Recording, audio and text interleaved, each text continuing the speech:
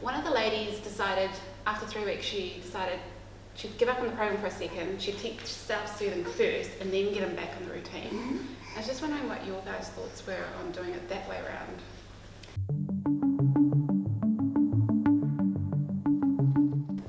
The reason, I mean, I'm not going to say it's never going to work because that's an impossible thing to say, but the reason that we say to try and get a bit of the routine established first before teaching self-settling is that some of the time the reason that a baby won't self-settle is because they're just not tired enough, or they're overtired. So first of all, by making sure that the awake times are right and the naps are happening at exactly the right times, that they'll be perfectly ready for sleep, self-settling is going to be a lot easier.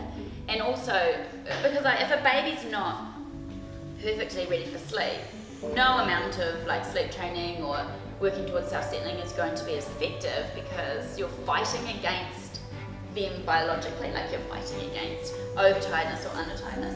Whereas if they're perfectly ready for sleep, their body they're tired, they've got the sleep hormones, they've got the real high sleep pressure, that self-settling is going to come easier. So, I do know that some people do tackle self-settling even just overnight without any kind of daytime routine. In our experience, it's just a lot easier to achieve it in a more gentle way.